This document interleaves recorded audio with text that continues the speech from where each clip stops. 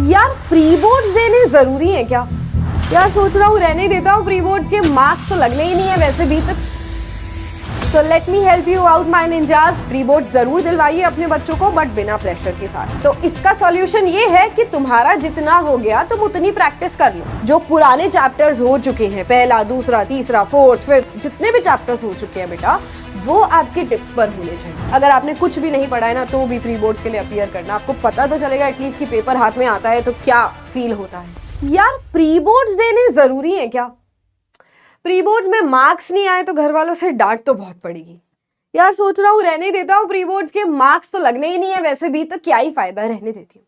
Syllabus नहीं हुआ यार, प्री बोर्ड्स देकर कोई फायदा है नहीं इतना ज्यादा। अगर आप इतनी सारी बातें लेकर कंफ्यूज्ड हो about pre boards, so let me help you out my ninjas. My name is Upasana and I am your biology mentor.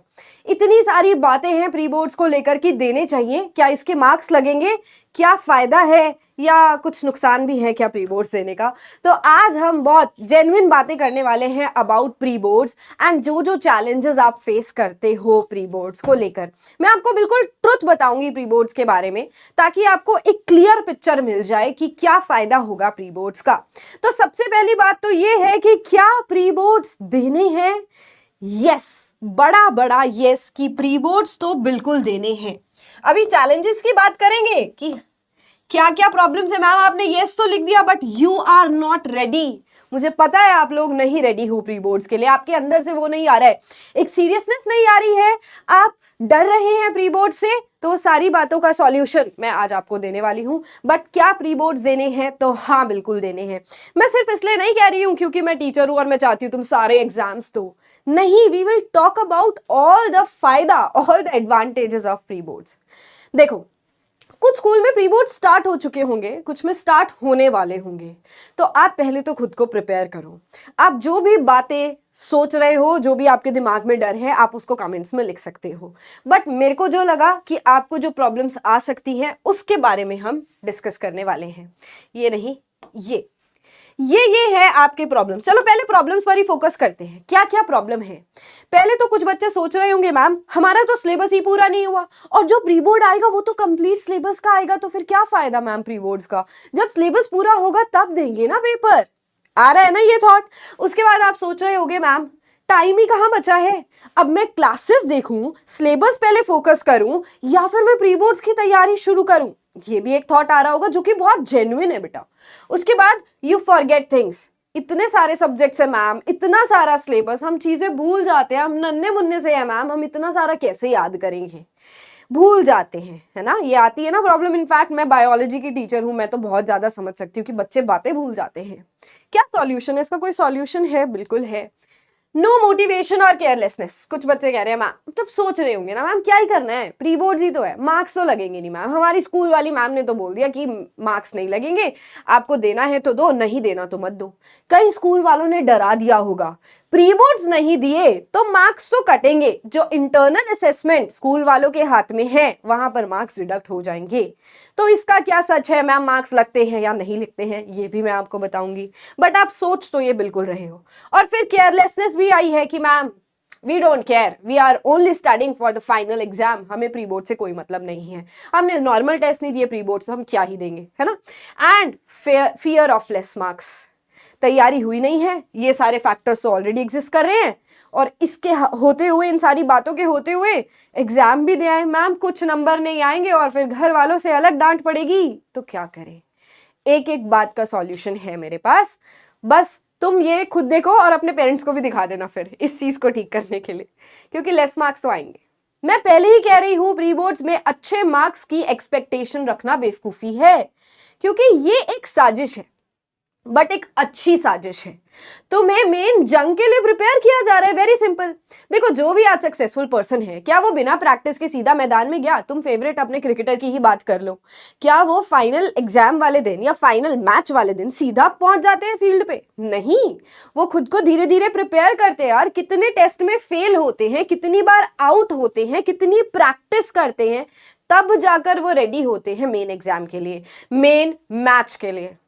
अब वो बन गए क्रिकेटर, उनकी अलग जंग है, तुम्हारी अलग जंग है। तुम एग्जाम में अपीयर कर रहे हो, फिर मार्क्स कम आते हैं तो घर वाले डांटते हैं। तो घर वालों से भी मैं गुजारिश करूंगी कि प्री बोर्ड्स में मार्क्स जो भी आ रहे हैं बच्चों के, आप उनको जरूर, आप बच्चे की परफॉर्मेंस को एनालाइज कीजिए, उसको सपोर्ट कीजिए, बट प्री बोर्ड्स को लेकर, उसके मार्क्स को लेकर उसको बहुत ज्यादा प्रेशराइज मत कीजिए। ये मेरी पेरेंट्स से भी रिक्वेस्ट होगी। प्री बोर्ड जरूर दिलवाइए अपने बच्चों को, बट बिना प्रेशर के साथ, ठीक है। पहली प्रॉब्लम, मैम सिलेबस ज्यादा है, होल सिलेबस करना है। तो इसका सॉल्यूशन ये है कि तुम्हारा जितना हो गया तुम उतनी प्रैक्टिस कर लो।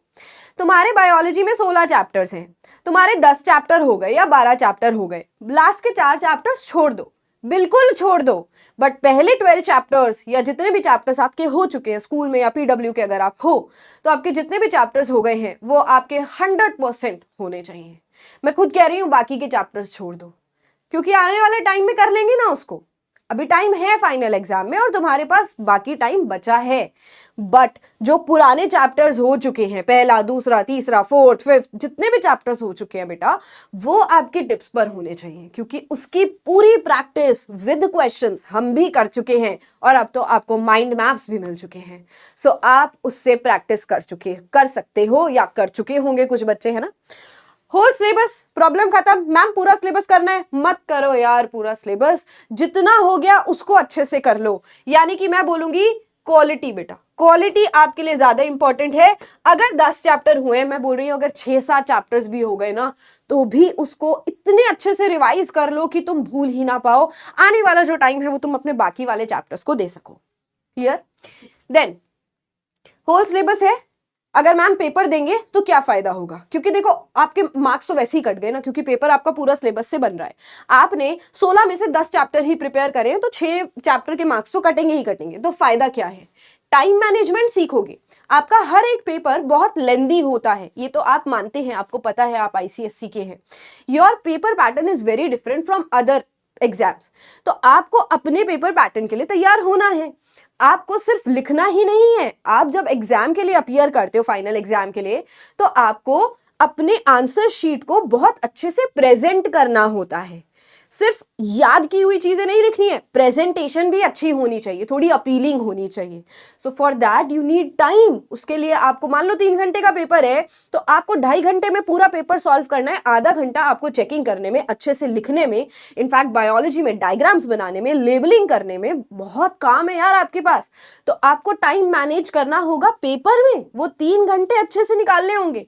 उसकी प्रैक्टिस आपको प्री बोर्ड से होगी ना, आपको बिल्कुल एक आइडिया हो जाएगा कि फाइनल एग्जाम आपका कैसे होने वाला है। ठीक है। Then less time left for pre boards. Ma'am time ही नहीं बचा प्री बोर्ड्स के लिए, अगले महीने से, अगले हफ्ते से स्टार्ट कर रहे हैं हमारे स्कूल वाले, कैसे करेंगे। तो बेटा इसका एक ही सॉल्यूशन है कि आप जितना हो चुका है उसको अच्छे से करें। अपीयर करने का एक और फायदा ये होगा, एग्जाम का पैटर्न पता चल जाएगा, कैसे क्वेश्चंस आ रहे हैं। सबसे पहले तुम्हें आधे घंटे कितने क्वेश्चंस करने में लगेंगे, एमसीक्यू में कितना टाइम लग रहा है, सेक्शन बी में कितना टाइम लग रहा है, डायग्राम बनाने में कितना टाइम लग रहा है, मैथ्स में न्यूमेरिकल सॉल्व करने में कितना टाइम लग रहा है, फिजिक्स की डेरिवेशन करने में कितना टाइम लग रहा है, केमिस्ट्री की इक्वेशंस लिखने में कितना टाइम लग रहा है, एसएसटी के बड़े बड़े आंसर्स लिखने में कितना टाइम लग रहा है। मैं थक गई, बट आपको नहीं थकना है, क्योंकि ये आपको हेल्प करेगा for your favourite exam, for your main exam, not favourite sorry, but your main pre board exam. देखो बहुत सारी चीजें आपके लिए थोड़ी नई भी होने वाली हैं इस साल। कुछ क्वेश्चंस हैं जो कि बदल चुके हैं आईसीएसई वाले, जिसमें हो सकता है आपके केस स्टडी बेस्ड क्वेश्चंस आए, जो कि वैसे अगर देखा जाए लॉन्ग पैराग्राफ आंसर्स के कंपैरेटिवली काफी इजी होते हैं, बट एक नया तरीका हो जाएगा आप लोगों के लिए। सीबीएसई में तो हो चुका है ये तरीका इंट्रोड्यूस, बट आप लोगों के लिए हो सकता है एक नया तरीका हो आंसर्स को अटेम्प्ट करने का। तो जब तक पेपर पैटर्न नहीं पता होगा तब तक फाइनल एग्जाम में कैसे बैठोगे रे तुम। तो इसीलिए it is important, specimen paper देख लो एक बार। स्पेसिमेन पेपर को तुम कहोगे मैम प्री बोर्ड नहीं देता, मैं स्पेसिमेन पेपर घर पे सॉल्व कर लूंगा। बेटा प्री बोर्ड हो सकता है आपके स्कूल में 2 बार हो, 3 बार हो। आप जब अपने एग्जाम हॉल में बैठोगे आपको वो फीलिंग आएगी, आपके ऊपर वो प्रेशर बनेगा, सेम फाइनल एग्जाम की तरह वो पेपर कंडक्ट किया जाएगा। सो आप घर पे बैठकर स्पेसिमेन पेपर सॉल्व करोगे, आपको लगेगा आपकी तैयारी हो रही है, नहीं, प्री बोर्ड में ज्यादा अच्छी तैयारी होगी। आगे आ जाइए, यू फॉरगेट थिंग्स। मैम भूल जाते हैं, बहुत सारी बातें भूल जाते हैं। तो इसका सॉल्यूशन सिर्फ एक है, हर सब्जेक्ट में इसका एक ही सॉल्यूशन है, बड़े बड़े लेटर्स में लिख रही हूं, रिवीजन। रिवीजन। हमारा दिमाग इतना केपेबल है कि हम चीजों को रिवाइज करें और अपने दिमाग में स्टोर कर ले। बिना रिवीजन के कोई भी इतना डेवलप नहीं हुआ कि उसको सारी बातें एक ही बार में याद हो जाए। बेटा इतने करोड़ों की पॉपुलेशन है, कुछ ही लोग होंगे, है ना, बहुत इक्का दुक्का लोग होंगे जिनको एक ही बार में सब कुछ याद हो गया, एक बार बुक रीड करी सब कुछ स्कैन हो गया है दिमाग में। हमारा दिमाग बना ही इस तरीके से है कि हमारी दो मेमोरीज होती है। One is short term memory जिसमें चीजें आएंगी, थोड़ी देर के लिए आएंगी। One is long term memory, long term में घुसाने के लिए रिवीजन ही करनी पड़ती है। आपकी सारी टीचर्स को, चाहे स्कूल के हो या फिर पीडब्ल्यू के हो, सबको सब कुछ याद है, सब कुछ बुक्स दिमाग में है, क्योंकि इतने सालों से पढ़ा रहे हैं, इसलिए उनको पता है ना। रिवीजन चलती रहती है उनकी। तुम भूल जाते हो विद टाइम क्योंकि रिवाइज नहीं करते। मैथ्स में भी याद करना पड़ता है फॉर्मूलाज को, है ना, कॉन्सेप्ट के साथ आप डिराइव करते हो, कॉन्सेप्ट्स लगाते हो। सेम तरीके से हर थियोरेटिकल सब्जेक्ट में भी आपको कॉन्सेप्चुअल तरीके से पढ़ाया जाता है, तो उसका पूरा फायदा उठाइए और रिवीजन पर ध्यान दीजिए। नो मोटिवेशन और केयरलेसनेस, तो इसका एक ही सॉल्यूशन है बेटा। कुछ बच्चे तो नहीं पढ़ रहे होंगे, उनको नहीं फर्क पड़ता, तो मैं उनसे रिक्वेस्ट करूंगी कि बेटा आपको ही फायदा होगा तो आप जरूर अब पढ़ना स्टार्ट कर दो। अभी तक आपने पढ़ाई नहीं की है और फिर भी आप प्री बोर्ड्स के लिए अपीयर कीजिए। अगर आपने कुछ भी नहीं पढ़ा है ना, तो भी प्री बोर्ड्स के लिए अपीयर करना। आपको पता तो चलेगा एटलीस्ट कि पेपर हाथ में आता है तो क्या फील होता है। मोटिवेशन नहीं है, प्री बोर्ड्स का मन नहीं है, तो मैंने इतने फायदे गिना दिए अब आपको, तो मुझे लगता है कि काफी सारे बच्चों को ये हेल्प करेगा कि आपको क्यों प्री बोर्ड एग्जाम अपीयर करना है, किस तरीके से अपीयर करना है, बिल्कुल मेन एग्जाम की तरह मेन फीलिंग लेते हुए अपीयर करना है। बट हाँ, मार्क्स की चिंता नहीं करनी, रैंक की चिंता नहीं करनी। यहां पर आइए, फियर ऑफ लेस मार्क्स, ये एक सच्चा कड़वा सच है प्री बोर्ड्स का कि मार्क्स कम आएंगे और घर वालों से डांट पड़ेगी। तो मेरा मैसेज घर वालों को जो मैंने अभी दिया वो जरूर सुना देना। एंड इसका डर निकालना होगा। अगर 80 मार्क्स का पेपर है तो आपके 30 से 40 या 50 तक आपके नंबर आएंगे, पहले ही बता रही हूं। पहला रीजन इसका ये, स्कूल वाले ना थोड़ी स्ट्रिक्ट चेकिंग करते हैं। आपके जो भी स्कूल एजुकेटर होंगे वो थोड़ी सी स्ट्रिक्ट चेकिंग करेंगे, जानकर स्पेलिंग के मार्क्स काट देंगे। आपने आंसर अच्छे से नहीं लिखा, टीचर इंप्रेस नहीं हुआ, वो मार्क्स डिडक्ट करेंगे। 2 नंबर का अगर आपका क्वेश्चन है वो आपको आधा या 1 नंबर देंगे। This is to make you prepare for your final war, क्योंकि आप देखते हो जैसे जंग होगी, तो आपकी जंग है, मान लो आपको लड़ाई करनी है, आपको 1000 सोल्जर से प्रिपेयर कराया जाएगा, लड़ाई कराई जाएगी, दुश्मनों से लड़ाया जाएगा, ताकि आपके जो फाइनल एग्जाम में 500 या 300 दुश्मन आ रहे हैं उनसे आप अच्छे से लड़ सके, है ना। तो आप ऑलरेडी ज्यादा से लड़ चुके हो, तो ये सेम स्ट्रैटेजी यहाँ फॉलो हो रही है ना। आपको पूरे मार्क्स नहीं दिए जाते हैं प्री बोर्ड्स में, पेपर स्कूल वाले बनाते हैं तो वो चुन चुनकर सारे डिफिकल्ट क्वेश्चंस ऐड करते हैं। मेन पेपर में सारे डिफिकल्ट क्वेश्चंस नहीं होंगे। मेन पेपर के अंदर एक लेवल सेट होता है दैट 60% इजी, 20% मीडियम या 30% medium, then 30% to the hard level. But pre board में everything will be up to the medium और द हार्ड लेवल, तो आप अच्छे से प्रिपेयर हो जाओगे। That is a good thing. Marks cut होंगे, उसको अच्छे से लो, और उससे भी अच्छी बात क्या है, आपके टीचर चेक करके आपको मार्क्स बताएंगे, आपको फीडबैक देंगे, तो आपको पता चलेगा कि आपके वीक पॉइंट्स क्या हैं। उन वीक पॉइंट्स को ध्यान रखते हुए आप उन पर मेहनत करोगे। देखो, जो गुड स्टूडेंट्स हैं या एवरेज स्टूडेंट्स हैं, उनको काफी सारी चीजें आती हैं, या जो टॉपर भी बनने की कोशिश कर रहा है, उस हर्डल में है कि मैम 80 तो आ जाते बट 95 तक नहीं पहुंच पा रहा हूं, ये आपके लिए है बेटा। आपको जब फीडबैक मिलेगा तो आपको पता है आप किस तरीके से पढ़ाई कर रहे हो। बट जहां आपके वीक स्पॉट्स हैं, जहां पर आपको पता नहीं चल रहा कि यार कहाँ मेहनत में कमी रह गई, वो फीडबैक के बाद पता चल जाएगी। सो सारे फायदे ही फायदे दिखे ना अब, कि फीडबैक मिलेगा, है ना, मार्क्स कम आए, मार्क्स जुड़ते नहीं है। बट हाँ, एक चीज मैं आपको बताती हूँ, ये स्कूल टू स्कूल डिपेंड करता है कि आपके मार्क्स जुड़ेंगे या नहीं जुड़ेंगे। ऐसा नहीं है कि इसकी परसेंटेज निकालकर आपके मार्क्स लग जाते हैं, जो आपके इंटरनल असेसमेंट के मार्क्स होते हैं, ऐसा नहीं होता। क्योंकि वो जो मार्क्स है वो एक टीचर के हाथ में है, स्कूल के हाथ में है, आपके इंटरनल असेसमेंट के बेसिस पर है, तो आपकी ओवरऑल परफॉर्मेंस को जज किया जाएगा। तो ओवरऑल परफॉर्मेंस आपकी पूरे साल की देखी जाती है, और उसमें प्री बोर्ड्स एक हिस्सा होता है। इसीलिए अगर आप प्री बोर्ड्स में अपीयर नहीं करोगे तो टीचर इंटरनल असेसमेंट में आपके कितने भी नंबर काट सकते हैं।